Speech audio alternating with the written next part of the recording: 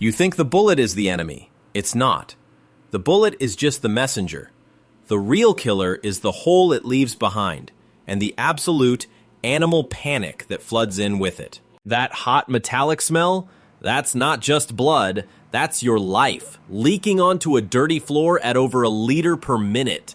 You've been told a lie, that a hospital saves you.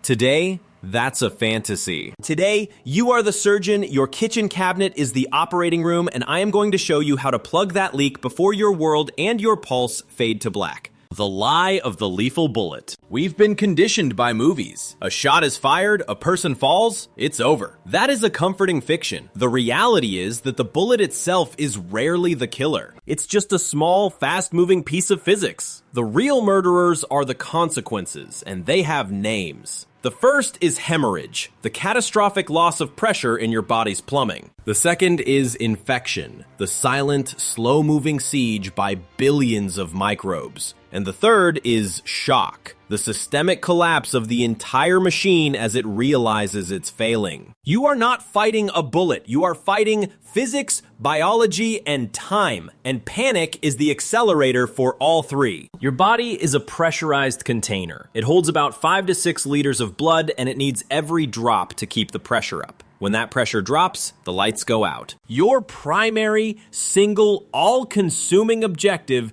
is to stop the leak. Everything else is secondary. This is the first war. The war against the hole. The first war, hemorrhage control. Your first priority is pressure. This is not negotiable. Find the source of the bleeding. It will be dark, messy, and terrifying. You must put your hands on it. Now, find the cleanest cloth-like object available. A t-shirt, a towel, a curtain. Frankly, a dirty sock is better than letting yourself bleed out. Fold it into a thick, dense pad. Place this pad directly onto the wound and press down with all of your body weight. You are not trying to be gentle. You are trying to manually create a dam. You are forcing the body's natural clotting agents, the platelets, to slam into each other and build a wall. And now, the hardest part. Do not look. Do not peek under the cloth to check if it's working. Every time you lift that pad, you are tearing down the fragile scaffold you just built. You are dynamiting your own dam, and the clock resets. If the cloth soaks through with blood, do not remove it. You will only rip out the life-saving clot. Instead, add another layer, a second pad, right on top of the first one and press even harder. If the wound is on an arm or a leg, elevate it above the heart. Let gravity be your ally. It's free, and it makes it harder for your heart to pump blood uphill to the exit. But what if the blood is not just leaking, but spraying? What if it's pulsing in bright red, angry spurts? That's not a vein. That's an artery. Pressure alone will not win this fight. You have entered the realm of the tourniquet. This is a brutal, medieval-looking tool, and it is a brutal, agonizing decision. Using one incorrectly will cost you the limb. Using one correctly when it's needed will save your life. You are making a trade, the limb for your future. Find a piece of material at least 2 inches wide. A belt, a strip of denim, a backpack strap. Never use something thin like a shoelace or a wire. Those will not compress the artery, they will slice through the muscle and skin like a garrote, guaranteeing amputation. Wrap the band high and tight on the limb, a few inches above the wound, between the hole and your heart. Never place it over a joint like an elbow or knee. It won't be able to compress the artery against the bone. Tie a simple knot. Now find a rigid object, a stick, a pen, a screwdriver, and place it on the knot. Tie a second knot over it. This is your windlass. Now, you twist. You twist that stick like you are winding a doomsday clock. It is going to hurt. It will be the most exquisite, blinding pain you have ever felt, more than the gunshot itself. That is how you know it's working. Keep twisting until the bright red arterial spray stops completely. The limb will turn pale and cold. That is the point. You have cut off the blood supply. Now, secure the windlass in place so it cannot unwind. Take a marker, or use your own blood, and write the time on your own forehead. TQ 1430. You have, at most, 2 hours before the tissue in that limb begins to die from lack of oxygen. This is a terrifying countdown. but it is a countdown you are alive to see. The second wave, the war on infection. You've stopped the leak. You're not bleeding out. The immediate crisis is averted. Do not celebrate. The second, more insidious killer has already invited itself in.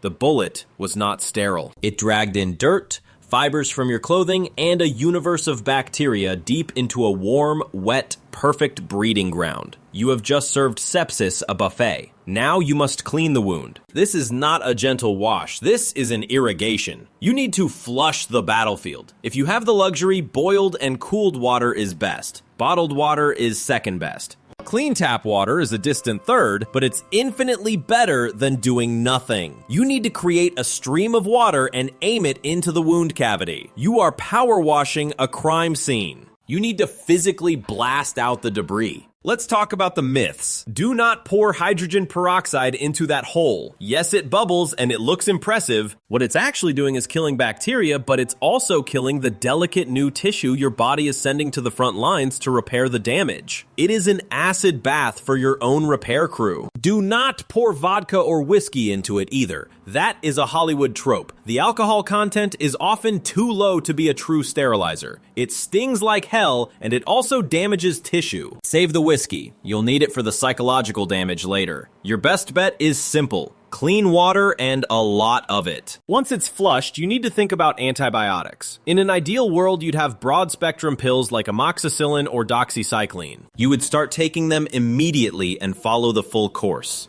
But this isn't an ideal world. So we look for alternatives.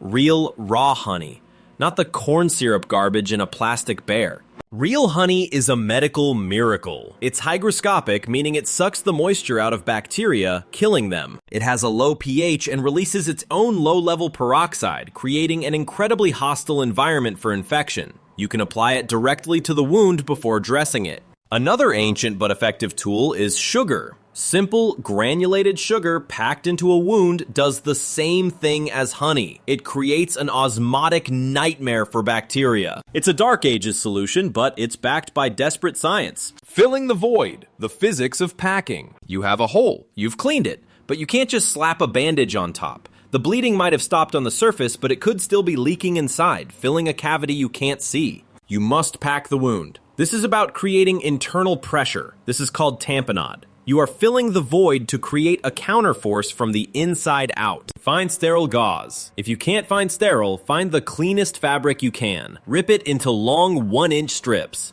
Now, using a clean finger or a pair of tweezers, you start at the deepest part of the wound track. You are not just stuffing it in, you are layering it. Feed the gauze in, back and forth, like a serpentine, filling the cavity from the bottom up. Think of it like packing a tiny, horrifying suitcase. You want it to be firm, but not so tight that it cuts off all circulation.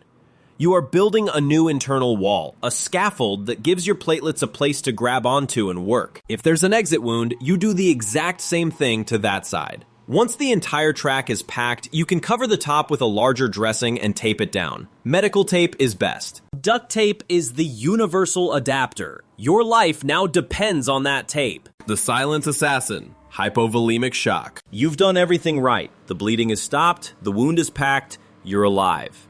And yet, you start to feel cold. Your skin goes pale and clammy. Your heart is racing, but your pulse feels weak and thready. You're confused. This isn't just being scared. This is hypovolemic shock. This is the silent assassin that kills more people than the wound itself. Here is what's happening. Your body, the brilliant machine it is, has realized that pressure is dangerously low. It's an all-hands-on-deck emergency. Your central command is initiating a brutal triage. It's shutting down all non-essential systems to conserve blood for the absolute vital organs: the brain, the heart, and the lungs. That's why your skin is cold. It has constricted all the blood vessels to your extremities. That's why you're confused. Your brain is running on low power. Your body is sacrificing the limbs to save the core. You must help it. Lie down. Lie flat. This stops gravity from pulling blood away from your brain. Now elevate your legs. Prop them up on a bag, a chair, anything. You are using gravity to drain the non-essential blood from your legs and send it back to your core where it's needed most. Get warm. Right now. You are losing heat, and your body cannot spare a single calorie to shiver. Cover yourself with blankets, jackets, a tarp. You are fighting to maintain your core temperature. Sip water if you can, but don't chug it. Your digestive system is offline. Shock is a desperate last-ditch effort by a body that is dying. Your job is to make its job easier. The final step, the operator. There is a final step, one we never talk about. It's not in any first aid manual. It's controlling the one thing that will sabotage all your efforts, your mind. The moment that bullet hits, your sympathetic nervous system hijacks your body. It floods you with adrenaline. Your heart rate redlines, your vision narrows, and your fine motor skills evaporate. You will tremble. You will be unable to open a simple package, let alone pack a wound. Panic is a physiological poison. You must perform a manual override. You must force your body back into rational thought. There is a tool for this. It's called combat breathing, or box breathing. It is the only thing you can do that manually controls your body's panic switch. You inhale for a 4 count, you hold that breath for a 4 count, you exhale for a 4 count, and you hold the empty for a 4 count. In, hold, out, hold. This simple, rhythmic action forces your heart rate to slow down. It tells your lizard brain that you are in control. It clears the fog. You must do this before you can do anything else. You must become the operator, not the victim. The receipt. There is no ambulance. There is no doctor in scrubs. There is just you, a roll of duct tape, and a stubborn refusal to die on a dirty floor. The bullet was a question. Everything you just did was the answer. If you've done this, if you've fought the hemorrhage, the infection, and the shock, you've survived. The scar this leaves, that won't be a wound. That will be a receipt. It's the proof that you looked death in the face, paid the price in pain and sheer terror, and bought your own life back. You are not just a victim. You are a survivor. Tell me, what's the one household item you'd never think of for first aid? Drop your most MacGyver medical fix in the comments below. You might just save a life.